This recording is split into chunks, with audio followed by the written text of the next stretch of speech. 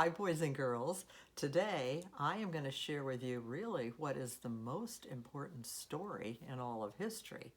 And that's the Easter story. Now, one thing I used to always do in my classroom to tell the Easter story was to make resurrection eggs with my class. Now, I've done it a lot of different ways, and it starts out with having the boys and girls just bring in an egg carton and some plastic eggs. And this is decorated, as you can see, kind of in your typical Easter way. And my granddaughter, my 10-year-old granddaughter, went on Art Hub and drew this little bunny for me. And then I wanted to add a lamb to it and some flowers. And I actually went on, I don't think it was Art Hub, I just put in how to draw a lamb and that came up. And then I added some things. But then I decided rather than make it the typical Easter, I wanted to change it a little bit. So I did it this way. And of course, you can decorate it any way you want, or you don't need to decorate it at all.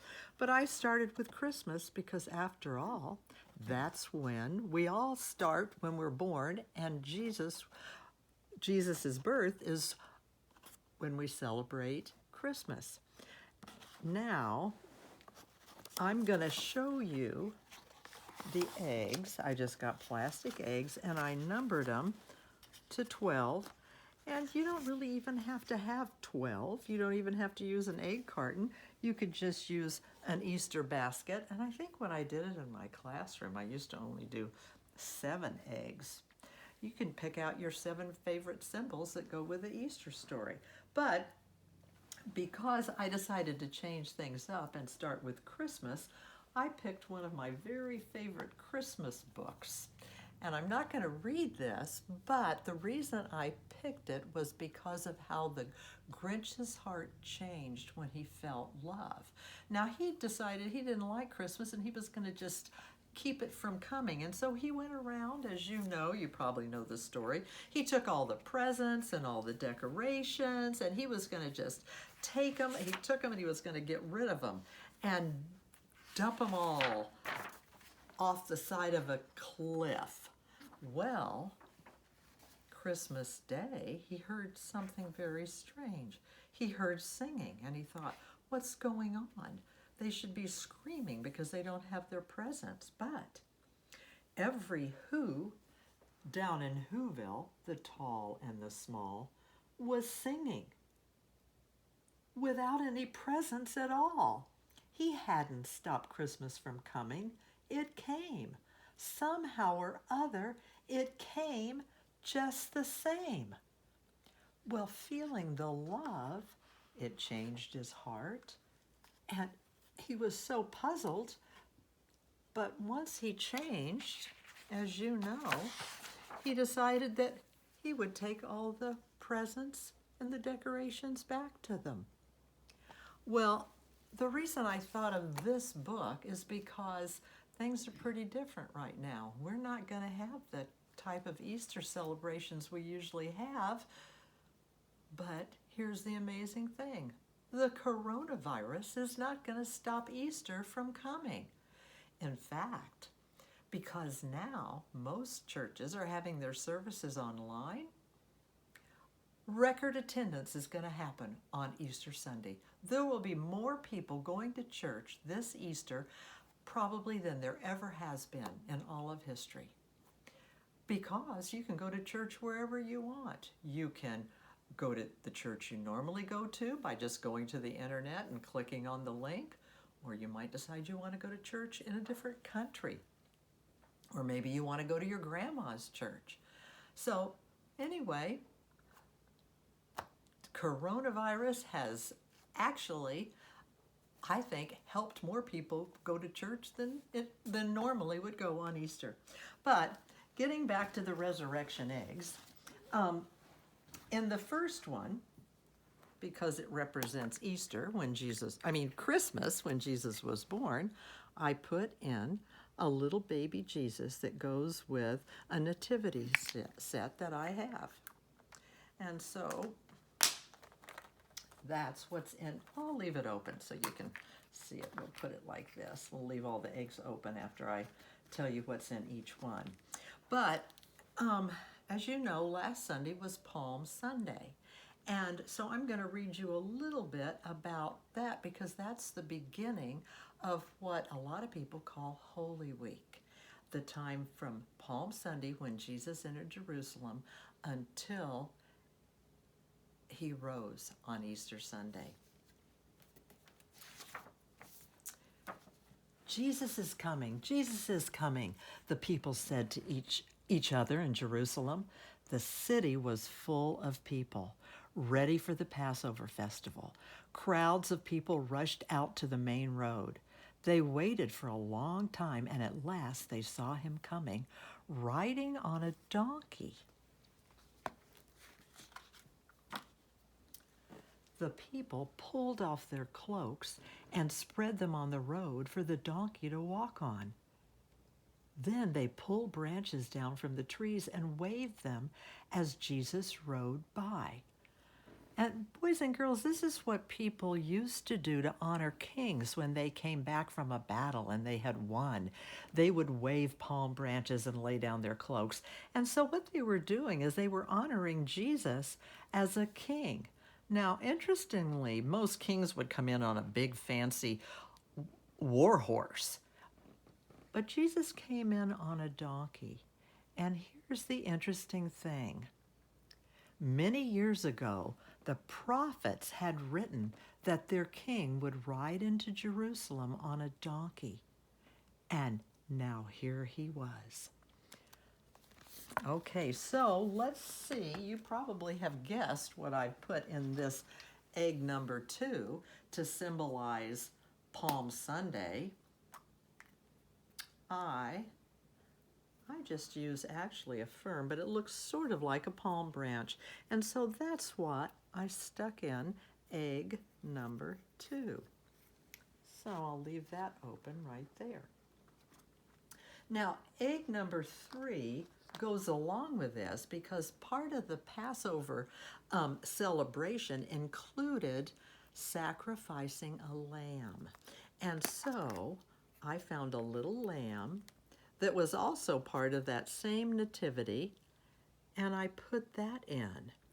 And the reason the lamb is so important is it symbolizes the very first Passover when Moses was trying to help the Israelites that were slaves in Egypt escape.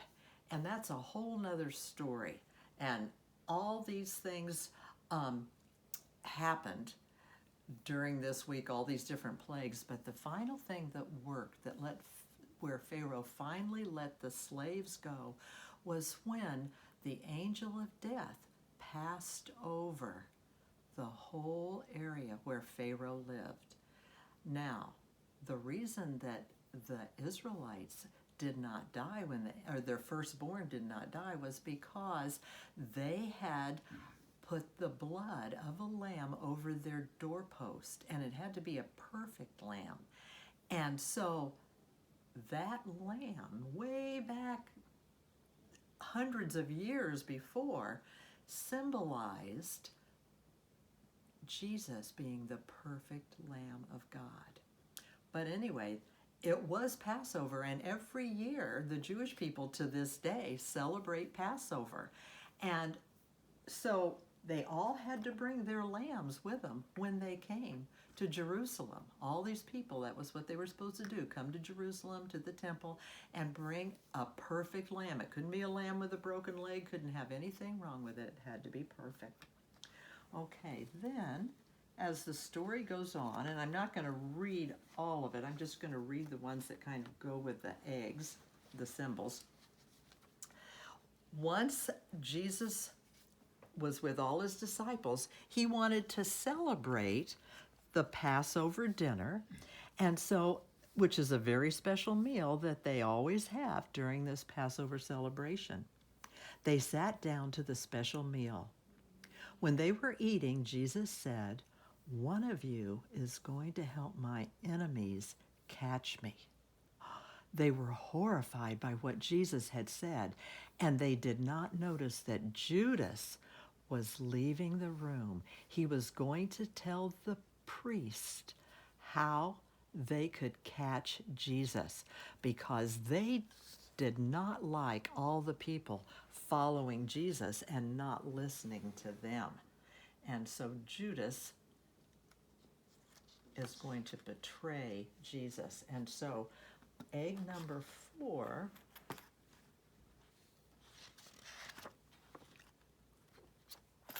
let's see, has 3 dimes. And these 3 dimes symbolize the 30 pieces of silver, because if you know how to count by tens, and dimes have silver in them, 10, 20, 30, these symbolize the 30 pieces of silver that Judas was paid to betray Jesus.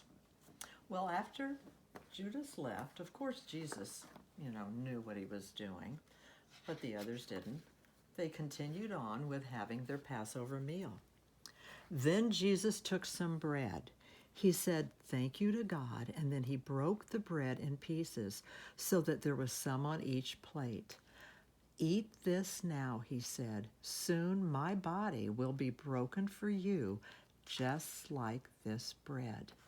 And so, in number 5, egg number 5, I put a piece of bread to symbolize the bread that Jesus broke and shared at the Last Supper.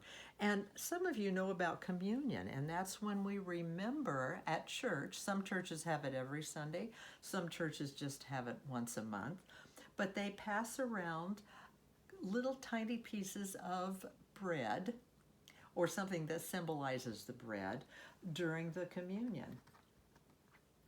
Okay, now let's go on to egg number 6, and that's going to be, well, let's see, and here, this leaves off that after they finish their supper, Jesus wants to go somewhere and pray, and that's what that is. And so now we'll go to the next part of the story, and egg number 6. "Look," Jesus said, "there are people coming to arrest me."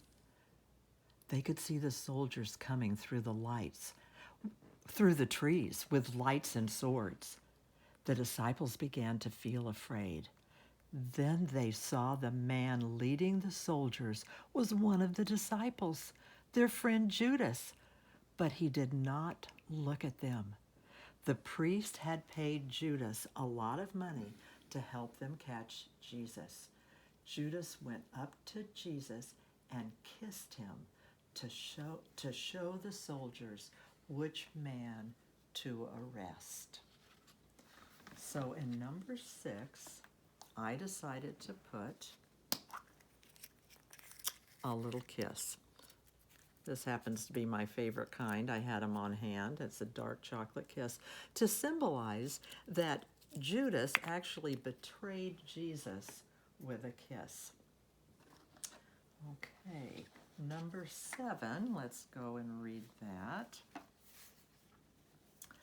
Okay, so Jesus then was sent to Pilate, and this is when the people were standing outside. Peter had followed to hear what was going to happen. And then he had to, in this picture, the soldiers took Jesus to Pilate, the emperor's ruler in Jerusalem. And Pilate questioned him. "Are you trying to become king?" Pilate asked Jesus. The emperor would not like that. "My kingdom does not belong to this world," Jesus said. "You say that I am a king, but I came into this world only to tell people about God's truth." Well, the priest still wanted him gone. They said, because Pilate said, "I can't find anything wrong, can't find anything that this man has done wrong." He pretends to be God. By our law, he must die, shouted the priest. And they said, crucify him, crucify him. So in this picture, Jesus has to carry his own cross, because that's what they did to punish people back then. They actually nailed them to a cross and left them there until they died. But one thing that this story doesn't tell is that before he even had to carry his cross, the soldiers mocked him, and they made a crown of thorns and said, so you call yourself a king, here's your crown. And so number 7, I went out and I broke off a piece of a rose bush, and you can see the thorns on it, and ouch. Be careful, boys and girls, if you do this, because those hurt. And this is to symbolize the crown of thorns that Jesus had to wear. The priests were very pleased. They were going to get rid of Jesus at last. All the people who loved Jesus watched sadly as he carried the wooden cross up the hill and out of the city. They had wanted Jesus to be their king. Jesus knew he was finishing the work that God had given him to do. And so number 8, I made a cross, and I just used toothpicks and I glued them together and you can use whatever you like. I've seen lots of different ways to make a cross, but that's how I made mine. Right there, very easy. Okay. Then Jesus looked down from the cross. He saw his disciples and his mother Mary. He knew that when he died, they would be very sad. So he said to John, one of his special friends, one of the disciples, look after my mother for me, John, as if you were her son. And then he said an amazing thing. Forgive these people, Father, he said. They don't know what they're doing. And then Jesus died. Well, one of the soldiers that was standing realized at that time when he heard him say that, and when all of a sudden it got completely dark and there was even an earthquake during this time, he said, he really was the Son of God. And I think a lot of people realized it then. Well, now we go on to the best part of the story. And so, let's start number 9. I skipped that in here. That was, let me see what I have. I don't even remember, boys and girls. Let me look. What symbol did I put here? Oh, this was the nail, because that's actually what they did is they would nail. Usually it was criminals, and so Jesus hadn't done anything wrong, but that's how they punished him. So that's what that nail symbolizes. Okay, now, number 10.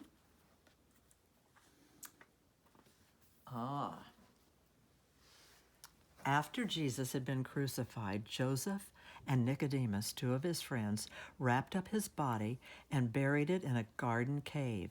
They rolled a great stone across the openings. Soldiers stood guard in case of trouble. So, you can probably guess for number 10 to symbolize that. Let's see if I can get it open. There we go. It's kind of heavy. I found a rock, and I don't think I could have gotten one any bigger because it just barely fit in there. But that is to symbolize the rock that was rolled across the tomb where they put Jesus. Now, these were strong soldiers, and so there was no way anybody was going to be able to get into this cave. Well, of course, they didn't realize the power of God. Okay, so an amazing thing happened. and you'll have to read the Bible to find out all the details. But the soldiers somehow didn't stop this stone from rolling away and from Jesus coming back to life. Well, two of the women, it was but very early Sunday morning, some women took spices and oils to go take care of the body of Jesus. The women went quietly into the garden. They wondered how they would get into the cave. But as they came near, they gasped with surprise. The enormous stone had been rolled away from the opening, and the guards were gone. The women ran in and peered into the cave. It was empty. What had happened? They began to feel worried. At that moment, they saw two men in bright, shining clothes standing beside the cave. The women could hardly believe their eyes. They were angels, yes. "Why are you looking for Jesus here?" the angels asked. "He's alive. Don't you remember how he told you that he would be killed, but he would come back to life again? Run and tell the disciples." Okay, so in egg number 11, let's open that up and see what's in there. Oh, it's completely empty, just like the tomb was empty. So this symbolizes that Jesus came back to life and left the tomb because it was totally empty. Now, I'll leave that space empty, just like the tomb. All right, now let's go on with a little bit more of the story. Okay, then after Jesus rose, he appeared to a lot of different people. And, but I'm going to read this page. The very next Sunday, when they were all together and Thomas was with them, Jesus came in.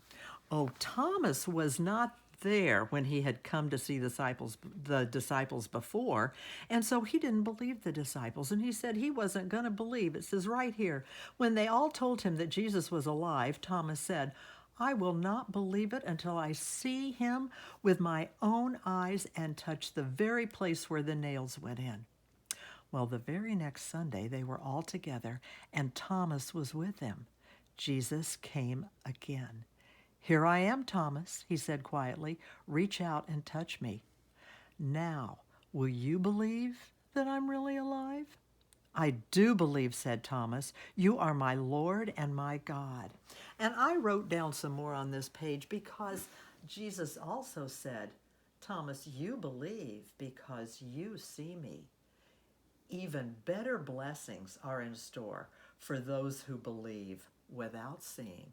And boys and girls, that's you and I, and all believers.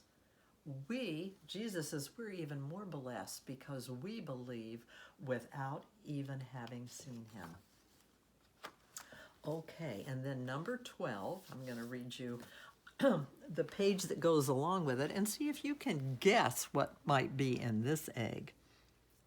After this, Jesus' friends went home to Lake Galilee. One morning, they were out fishing in their boat.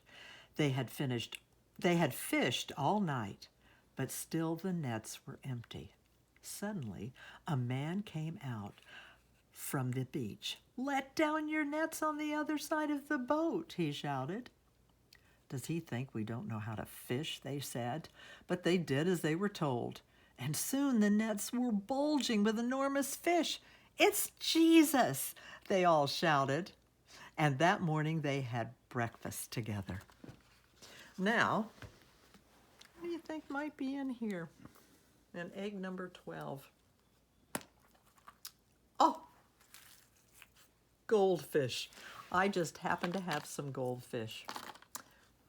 And so I thought it would be kind of fun to fill the egg number 12, with goldfish. But now there's a little bit more to the story, and so I have another egg that you could also use for 12. I told you I was changing things up a little, and this is the egg. This is a symbol I usually put in egg number 12, but I'll read you the last part that goes with that.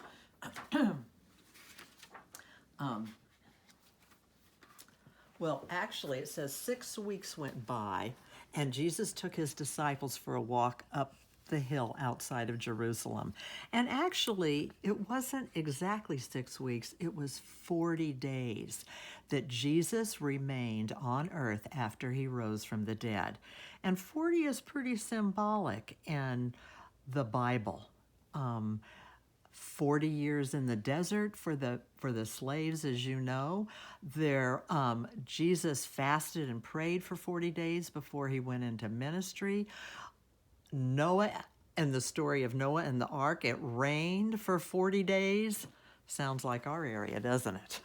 All that rain. But anyway, let's get back to the story. You have seen how God gave me power to heal the sick and give life to those who were dead, Jesus said. You have heard all about God's kingdom. Now it's time for me to go back to my Father. I want you to tell everyone about me. Go to Jerusalem and wait there, for God will give you the same power he gave me. Then the clouds came down, and when they cleared, Jesus was gone. And another thing he said right before he left in the clouds was, I will always be with you. And so for egg number 12, I put 3 cotton balls that can symbolize the clouds. That right before Jesus left, the clouds came down, and then he ascended, went back up to heaven, and everyone stood looking at the clouds. So boys and girls, that is something kind of fun you could do to remember the Easter story.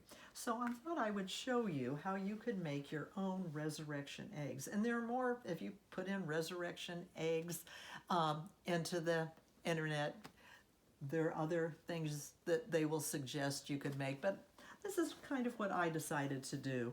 And so I hope you'll have fun making your own resurrection eggs if you decide to do that.